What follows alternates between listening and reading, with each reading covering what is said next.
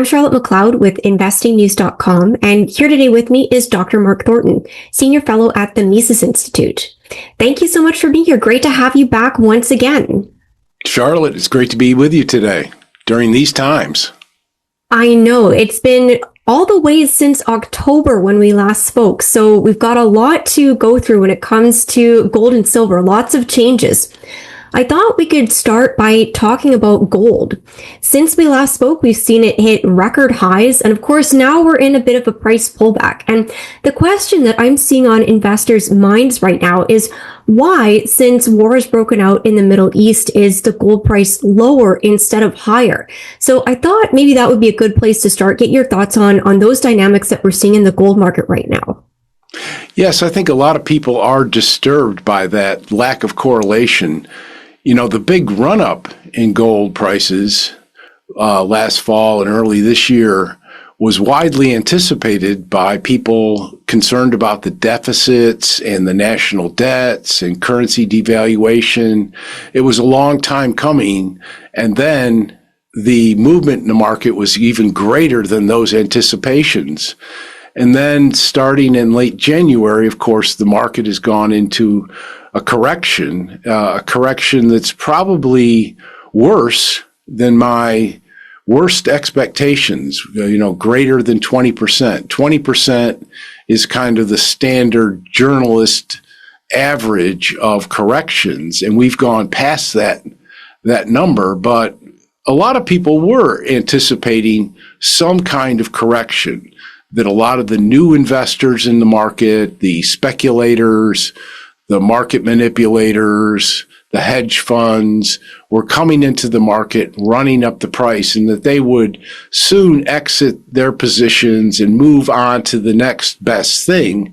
And a lot of them did that. And they moved into things like oil, which started to move up even before the war broke out.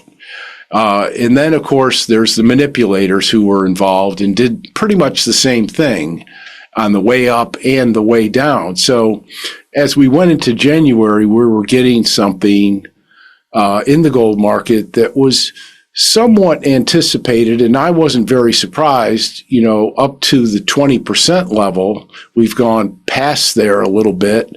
But it was ordinary market dynamics. And there's one thing that we would add on to that up and down move in particular is liquidity considerations. This is something that's relatively new in the market.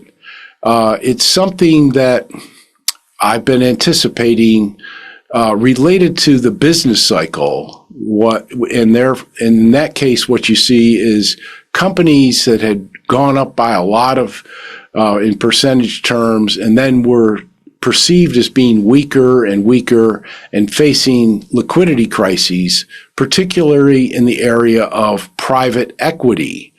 And, so I had been voicing concerns about that for more than a year, actually. And even the Fed at the end of November announced the reserve liquidity purchase program, $40 billion a month. So, my speculations, I'm not on Wall Street, so I don't really know. I'm speculating about the speculators. But when the Fed comes in and says, we need this emergency program for liquidity concerns, $40 billion a month, that's something to take real notice of. And I think initially that calmed the market. But as we moved into January and February, I think those liquidity concerns increased. And of course, so what you see is people moving out of gold to move into cash, move into the dollar as a form of liquidity because they're having a difficult time with sales and revenues and income to pay back their debt. And so on the part of many, many players on Wall Street. And of course, at that time, you saw an increase in the value of the dollar, and that added to the weakening of gold prices at the same time. So for a lot of reasons, people were moving out of gold and into the dollar before the war ever started. And just to follow up briefly, with the war itself, of course, our first inclination is that that's going to increase the price of gold. But of course, in terms of market participants, there's a small subset of market participants who are going to want to sell gold at the outbreak of the war, not buy gold. And so people in the Persian Gulf, in the Levant, Syria, Israel, Palestine, Jordan, the Gulf states, we would expect them to be selling gold to finance their governments or to finance their businesses or to raise cash and get the heck out of there. So in terms of emergency, while we're all anticipating in the long run that the price of gold is going up, and I believe it will, in the short run, those people exited the industry, causing an even further downturn in the price of gold. So gold proved to be what it's advertised to be, a hedge against risk and troubled times and all of that. We just have to pay attention to who is facing the greatest risk and what they're going to do about it. So really, this is showing us that gold is fulfilling the role that it is supposed to right now at this moment for those people. Yes, for those people, for their needs, not my needs. I mean, nobody's sending drones against Mark Thornton in Auburn, Alabama right at the moment. But if they were, I'd be selling my gold. Yeah. And so it really depends on exactly who and when and what is going on, so as to determine what impact it's going to have on either supply or demand, or in this case, traditional demanders of gold, the sheiks of the Gulf states, the governments of the Middle East, the business leaders, the wealthy people of those areas, which are traditional demanders.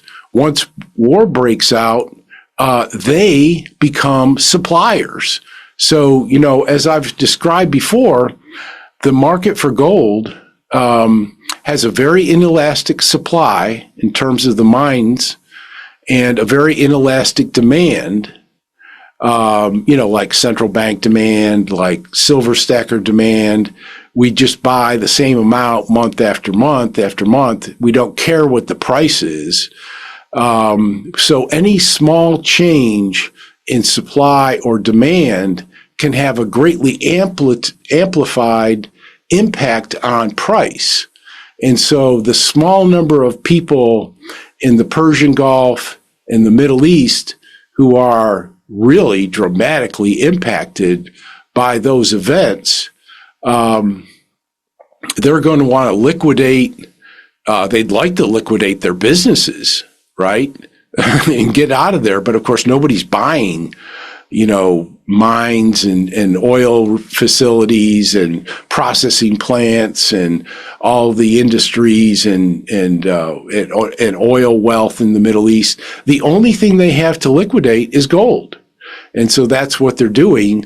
And even that small number of people, less than, the entire population, we're talking about 100 million people in a world of 8.3 billion people, but they own a lot of gold, and they're going to sell some of that to meet their liquidity concerns in the short run. It's, of course, some of them are liquidating their gold and trying to leave the country if they can. And, the markets, the gold markets in the Gulf states are actually showing, as of a couple of days ago, that gold was selling at a discount, which means that there's more sellers than buyers, and prices adjusting so that people can sell in a fire sale situation to liquidate their gold in order to raise cash. So I think that's exactly what we're seeing, and I think that it's having it's had a dramatic impact on price so far, although we may be coming, hopefully, to an end of that period. But it's been rather dramatic. It's been very unsettling for investors and stackers and the industry itself, and many, many industries across the entire globe. I think that's very true. People are certainly very unsettled to see what's happening right now. But so you're thinking that this could be the end. Maybe we found a price floor for gold at this point. What is making you take that view? Well, it's hard to say, but I think the rush towards liquidity from the Middle Eastern region, that's going to exhaust itself at some point. They have only so much gold that they're willing and able to sell in order to address a certain number of concerns.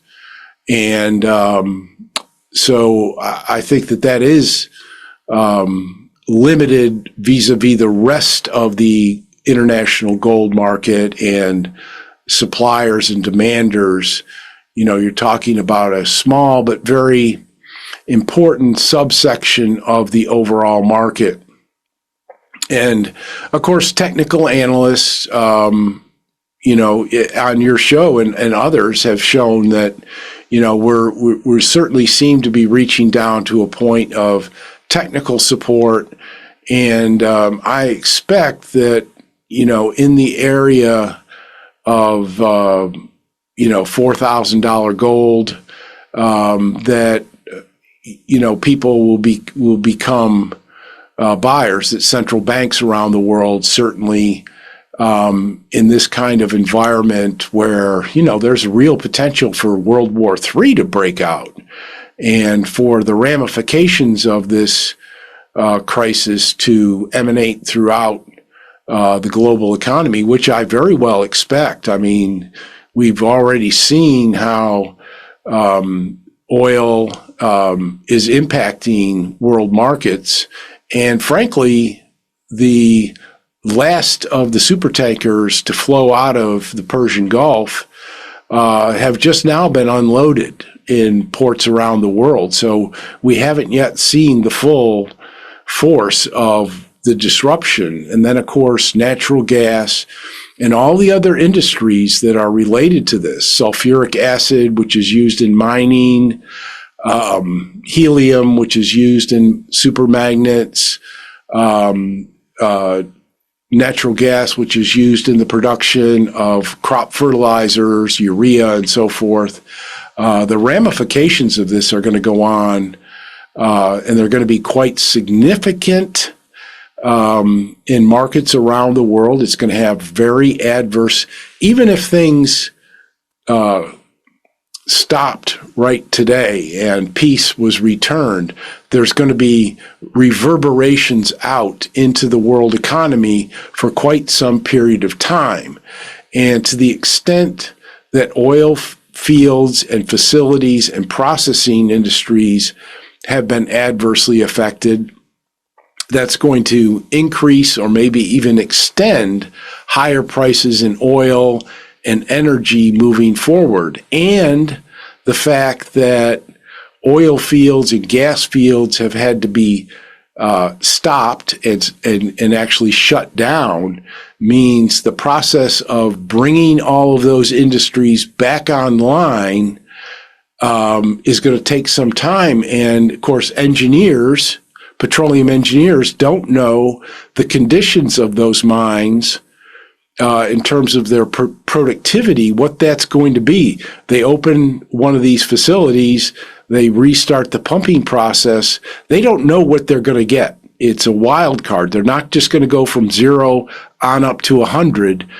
They don't know what they're going to get, but it's going to be less than 100, and it's going to take months once they start the process of reopening these facilities. So there's a lot of question marks. But then I think people are really turning their attention, online, attention in the news, attention to these longer term, ramifications, and hopefully the emergency conditions, that people will come to their senses. They'll realize, as Mises did all along, that peace was so beneficial in promoting the benefits of the market economy to everybody around the world.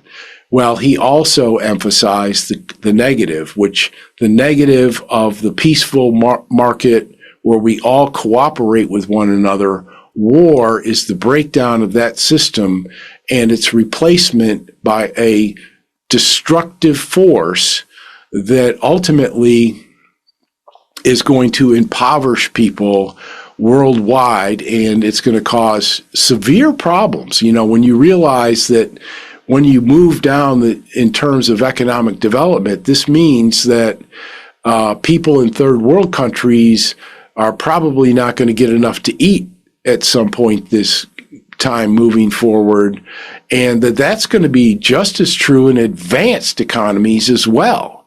So we're going to be paying more for energy, more for food, no matter what. And so we're going to see, higher price inflation as measured in the government's own statistics moving forward, no matter what at this point. Everybody's been lulled into a complacency that, well, the price of oil isn't that much and that Trump will chicken out and they'll open the Gulf and everything will be fine. Everything's not going to be fine. And we're going to face much higher inflation. And most importantly, we're going to obviously, I think one of my main concerns moving forward, and I think it's a given, is that the value of the dollar, which has benefited from this crisis, is going to turn around and quickly turn negative. And there's a whole host of reasons why that's the case. Higher price inflation means that the consumers are going to be buying less with their income. And of course, this whole situation, this stalemate that Iran has enforced on the United States, and the fact that they're only buying oil in Chinese yuan, and that the Iranians have demonstrated in an obvious case that the U.S.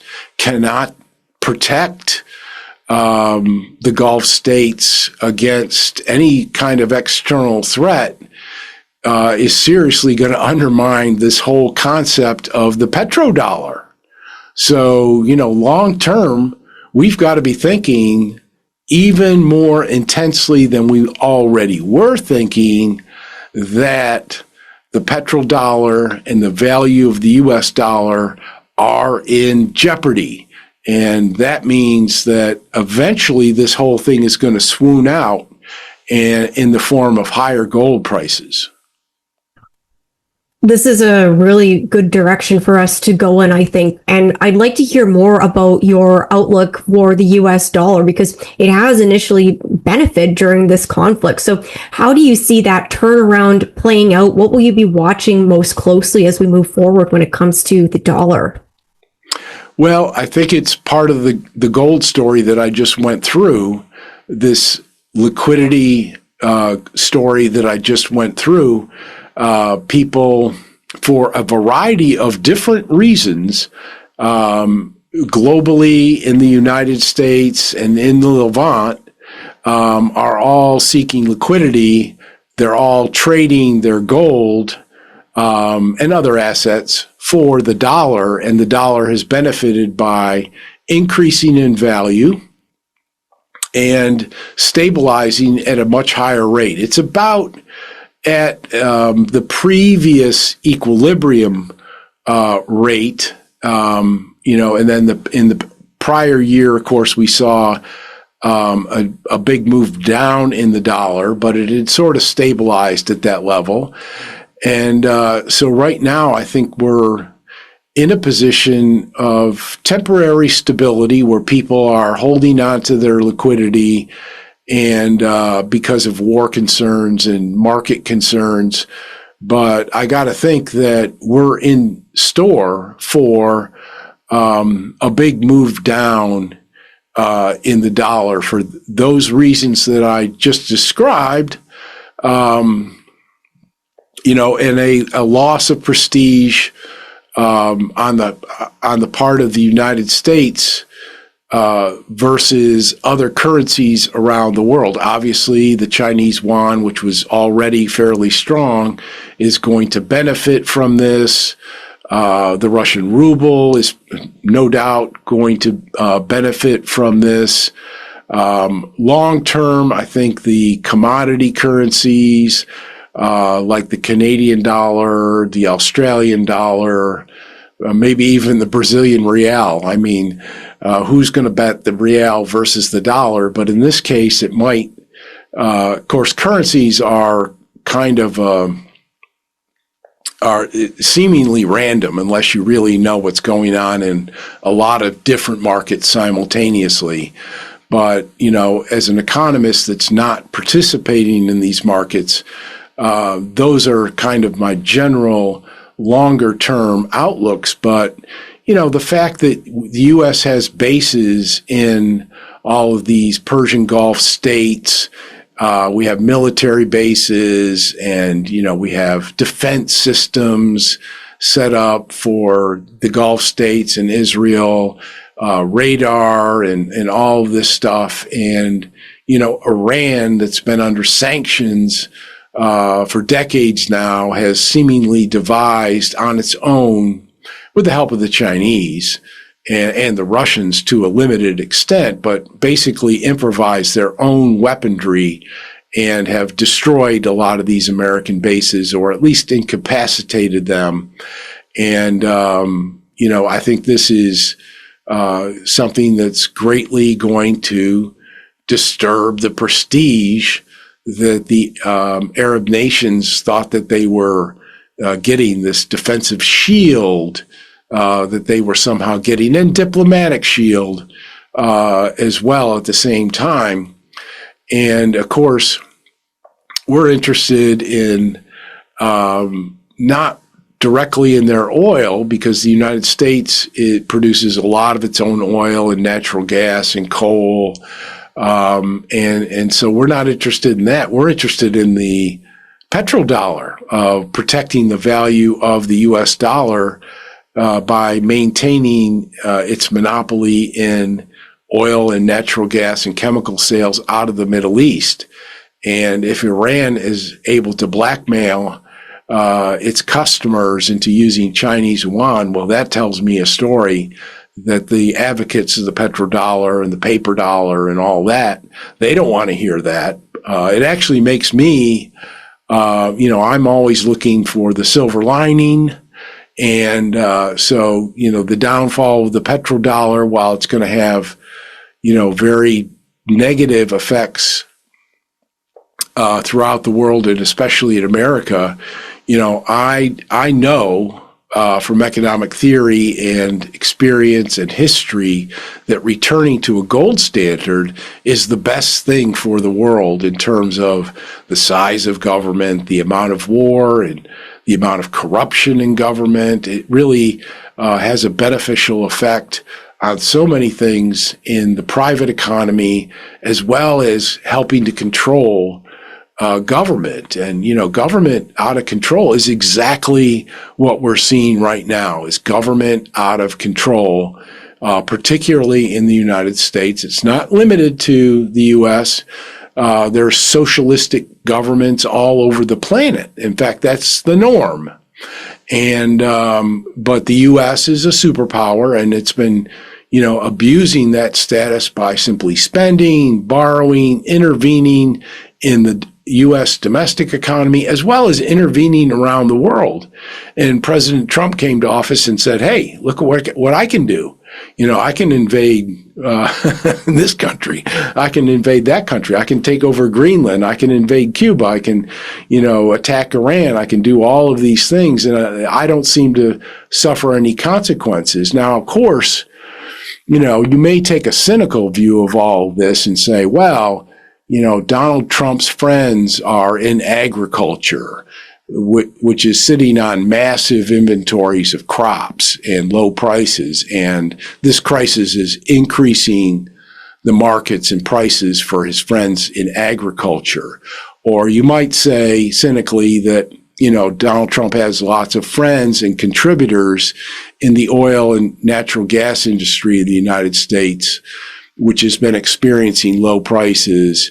And you might cynically say, well, this crisis is actually helping his friends in oil and gas. Or you might say he has friends, in the real estate industry and the gaming industry and the entertainment industry and the Middle East and the Persian, Dubai has been siphoning off all that high level conference business to Dubai and other places away from his friends in the United States. And, there's all sorts of these cynical conspiracy theories about Jewish influence and so on and so forth. But we don't even need to resort to any of those things to explain analytically what's actually going on today. I think that's a really good explanation there. And I wonder if we can talk a little bit more about your outlook for inflation, because I think you're right that people are not yet realizing the scale that we could see that happening at.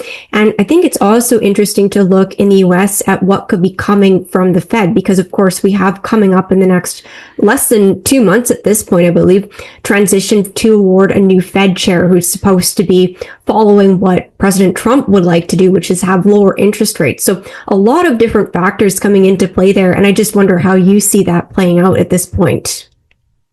Well, that's a very good question. And, in terms of economic theory, inflation is defined always and everywhere as a monetary phenomenon, that the Fed printing either electronically or the Treasury printing bills, that's inflation. And the effects of inflation are many. One of the ones we notice most often is price inflation. The government measures that price inflation with the consumer price index, the producer price index, and other indexes of measuring one of the effects of the monetary inflation, all of which are bad. So what I anticipate happening moving forward is the people who are measuring price inflation are going to see a lot more inflation. They're going to see a lot higher numbers because of higher oil prices, which again, the last of the super tankers are being unloaded as we speak. And natural gas prices, certainly in Europe, not so much here in the United States. And the fertilizer issue, because fertilizer comes from oil products, chemicals which come from oil products, jet fuel, which is a lot of that jet fuel is produced in the Middle Eastern refineries. There's a margin between oil price and a lot of these other chemicals that they refine. And, jet fuel is one of those. And the margin on jet fuel has increased by, I'm told, 500% already. So we can expect higher jet fuel prices for sure, higher ticket prices, less flights, and higher ticket prices, and or even shortages, because there's simply not enough production of jet fuel to maintain all of the current flights worldwide, as well as, whatever the military are using in those areas. But there's so many things. Helium, I didn't realize this. I mean, I knew fertilizer, I knew jet fuel. Of course, they produce a lot of aluminum in the Persian Gulf because they have access to cheap energy, and that converting bauxite into aluminum requires a lot of energy. So I don't know the complete extent, but this is what economists call cost push inflation. So when we're measuring inflation, economists will break that down. This isn't economic theory. This is just statistics, but they will break that down into demand pull inflation or cost push inflation. So if you get supply shocks, it's cost push, because from the bottom up, the producers have higher costs. Some of them go out of business. The price goes up and it gets pushed on to the next higher level. And eventually it gets pushed on to the consumers. Of course, in that process, less of that raw material is being produced, and less of all of the goods up the supply chain are also produced. The consumer gets less of the product, and people lose their jobs all along the way. So we're going to get higher price inflation. There's no doubt about that. And that is getting to the second point of your question, which is, well, what's the Fed going to do about it? And of course, in the Keynesian framework, you've got higher prices and the unemployment situation very uncertain as well. I would think that the Fed, I think their dual mandate is bogus. It's not, inflation and unemployment. It's you either protect the regime, the government itself, or you protect Wall Street, essentially. And you use stories about price inflation and unemployment to justify, are you protecting the government or are you protecting Wall Street? In this case, I think that both Wall Street, which is facing a stock market crisis, I think, and the federal government, which is facing an incredible long-term and short-term problem, and both of those dual mandates say you're going to have to print more. So they're going to be very reluctant to do anything. With Jay Powell being a lame duck, and the statistics not generating a justification for them to sell to the American public, they're going to have to concoct something. They're probably hoping for some kind of emergency to emerge in the stock market or in the labor market, which they can then justify cutting interest rates. But in the meantime, I think that they will pretty shortly announce an increase in this liquidity program that they had initially capped at $40 billion per month. Certainly they'll do that if the crisis can be identified in private equity and private credit. I think that they will try to go the route of, that's essentially quantitative easing. And, when they can't adjust the interest rate, in the previous reiteration in the financial crisis, they brought interest rates all the way down and they wanted to do even more. So they concocted this quantitative easing program, but they've already got that liquidity program on the books. It's up and running, and all they need to do is say, well, in order to calm markets, we're going to tell everybody that we're willing to increase the liquidity program. And then shortly after then, you'd probably see an actual movement in that program. I wonder if you can talk a little bit more about the problems you see emerging in private equity, because it's a topic that I've heard a little bit about, but I don't think for our audience we've gone into it to the extent that you probably could. So what would you share there? What are the points that you would highlight for investors? Well, private equity is when a hedge fund, for example, takes a company private, takes it off the exchange, or creates a company that maybe was a sole proprietorship or a small business, and they make a bigger business out of it. They, do some financial engineering. They combine smaller companies into larger companies, and then they take on a lot of debt. And then that becomes a private equity package that they then sell to investors. And of course, the government made it legal to sell that to small investors. but most of it's in pensions and life insurance companies and university endowments and all these entities that are seeking higher yield, through diversification. But it's essentially a new hybrid form of the old junk bonds, where you take something that's not doing all that well and you make it bigger and you add a lot of debt and then you sell it to the marketplace, and then you take a big cut in between. Well, now, after a few years, these private equity engines are showing up where they're not making quite as much revenue as they were supposed to, and therefore they can cover expenses, but they can't meet the debt obligations. And so they had to create private credit to turn that over.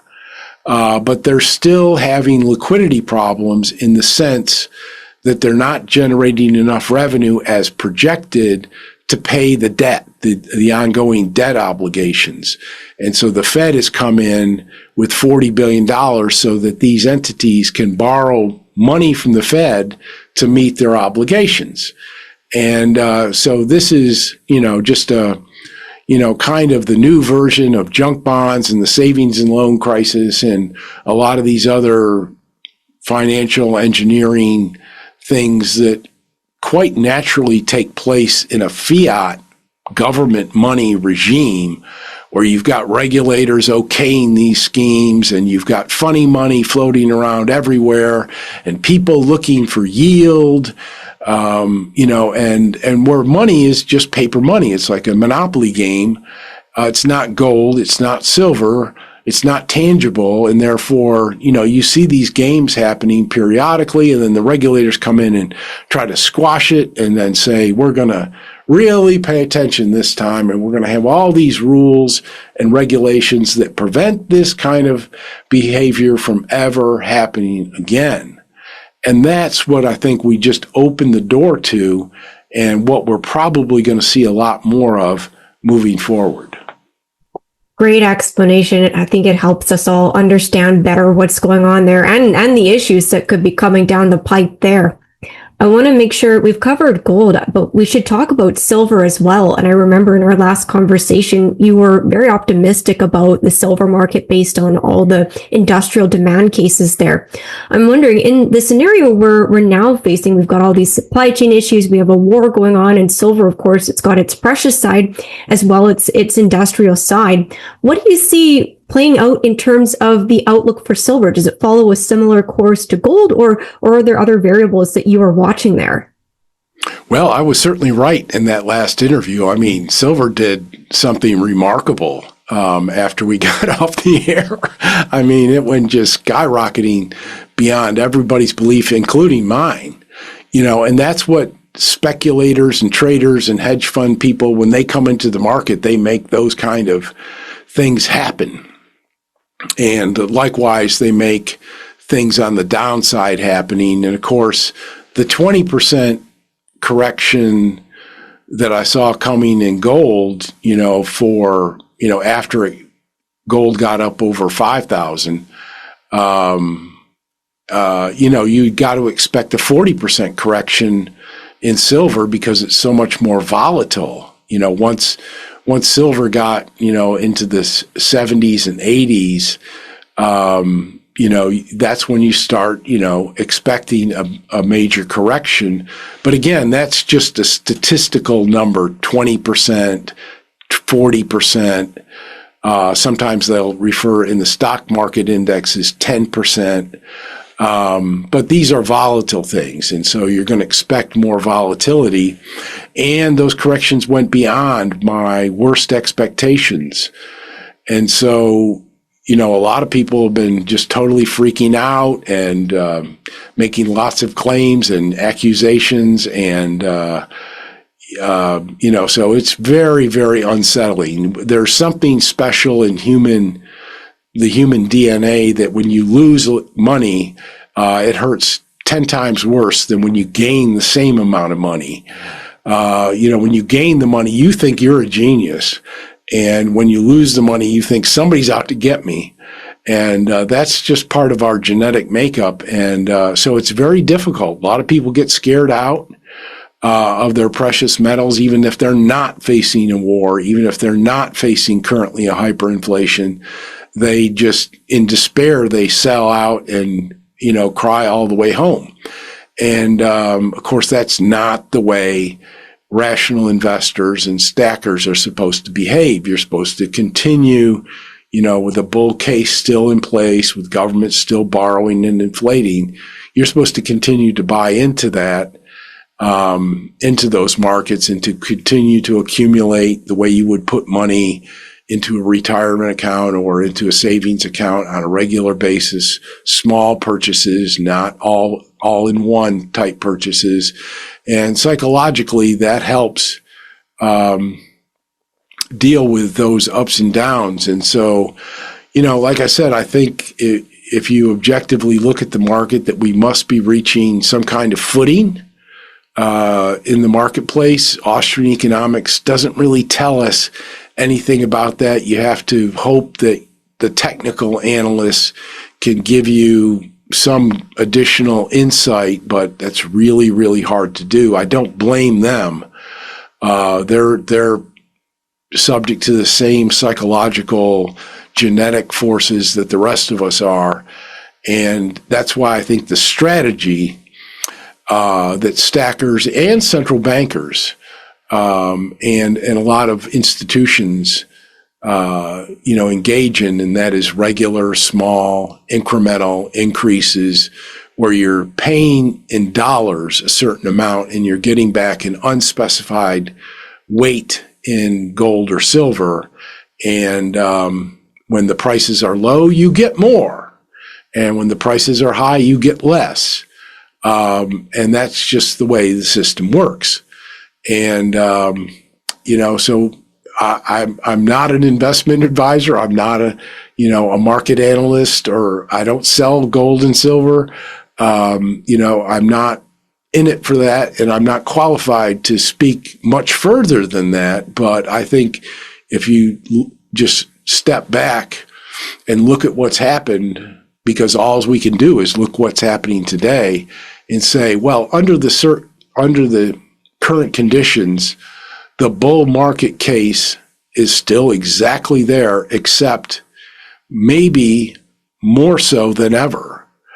And the prices have retreated from all-time highs in percentage terms, almost as much as they ever have in a bull market correction. There have been bull market corrections which have gone down even further than this one. But this one's pretty steep. But, the stacker philosophy, I think, just applies as well now as it ever has.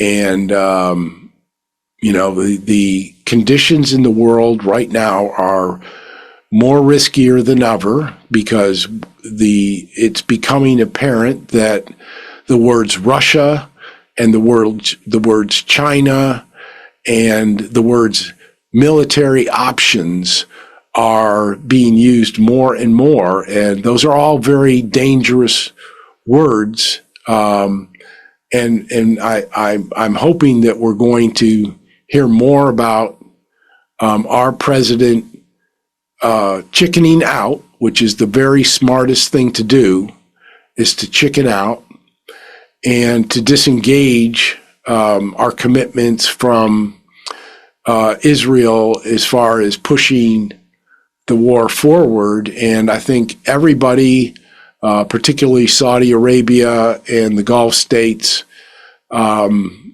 the United States and our intelligence agencies need to be on the watch for false flags under these conditions, things where one government tries to use surreptitious, illicit tactics to try to inflame other populations against perceived enemies even further than they already are, to get other countries to engage more in war and less in peace.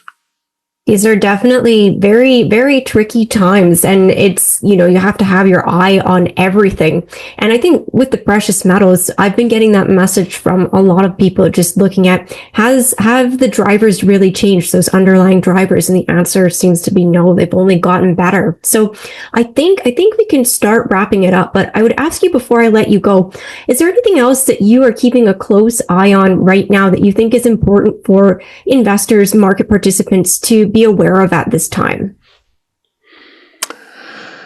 Well, besides your show, I would keep an eye on not the mainstream media. They are unreliable in reporting the facts of the situation. They seem to be predisposed against gold and silver. And so I think we need alternative means of information. But, I did an episode of my own podcast, Minor Issues, a couple weeks ago when I looked at 7 four-letter words, 4-letter economic words. And those were the things I think people always need to pay attention to and guide their day-to-day experience. And those 4-letter words are things like work, like save, like read. Just do those simple 4-letter words every day, and you'll guarantee yourself you'll be better off at the end of the day, and you'll be better off over time. And the last of those 4-letter economic words was a very small section where I suggested that prayer is always important, even in our day-to-day planning of our lives and our families and our activities and our businesses, that every venture that we make is uncertain.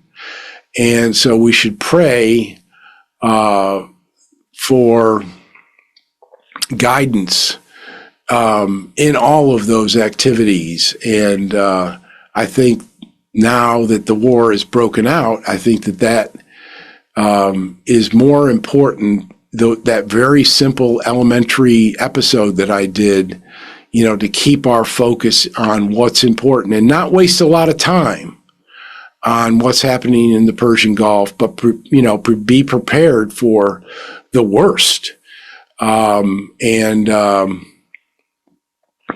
So that's what I'm looking at. And with the movement in precious metals markets right now being so erratic, and the correlations between the war and gold prices and interest rates and things like the gold prices, stock market prices, the correlations are very difficult to disentangle.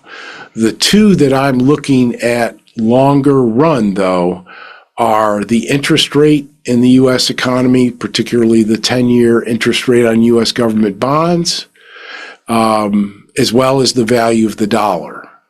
The value of the dollar is not the most important thing in terms of the price of gold, but it does send an important signal. So long-term interest rates and the value of the U.S. dollar will give you some perspective in which to place the price of gold and silver and the price of oil and everything else in the economy.